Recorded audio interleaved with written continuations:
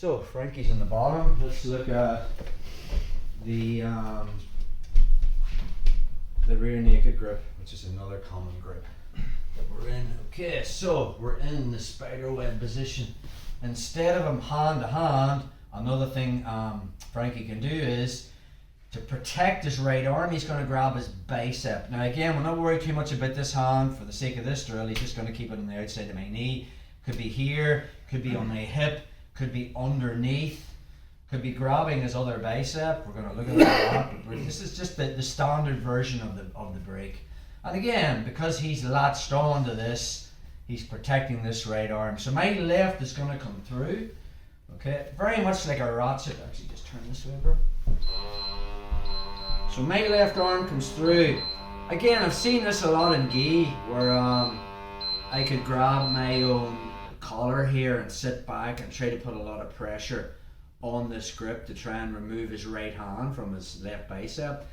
But there's going to be a lot more pressure instead of grabbing up here by bringing my hand to my right hip. My goal is very much like the hand-to-hand break. I want to try and bring Frankie's right elbow as close to my right hip as possible. How am I going to do that?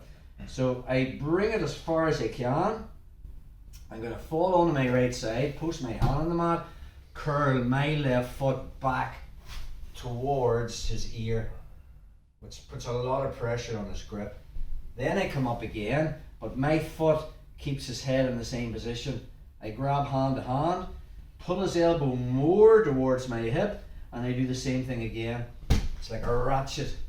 Okay, once I get to there, grab again, pull it in. I can already see his right hand slipping off his left bicep.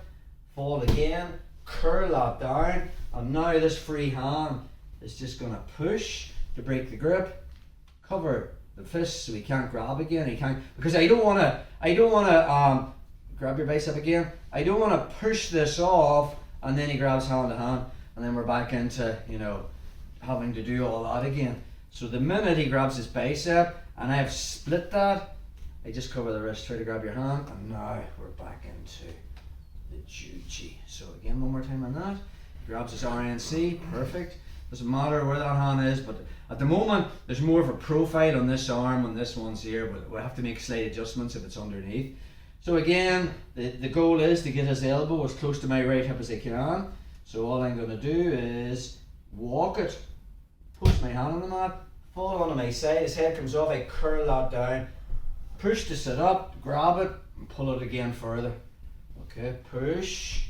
And now when I come up, I can just push that off, cover it, and now into the juji. I just use Dane so you can see, bro.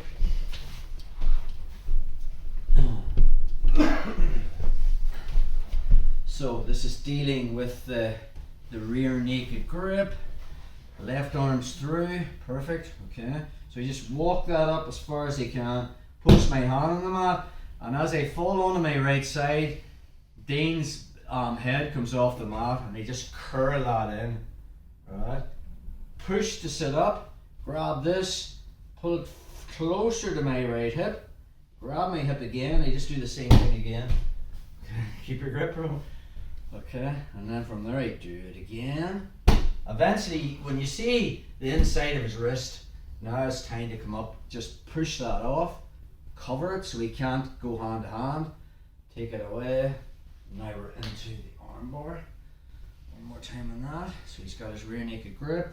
Walk this as close to my hip as I can. As I fall onto my right side, I curl this leg back. Now you don't let that tension disappear. When I sit up again, I'm not letting that out again. It's like a ratchet. So now I sit up, get hand to hand, bring it further. I want his elbow to my hip.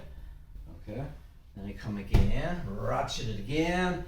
And now I can push this off, cover the fist, pinch, and then we're into finishing like we did on week 1. So that's the standard version of breaking the RNC. Let's do that one, guys.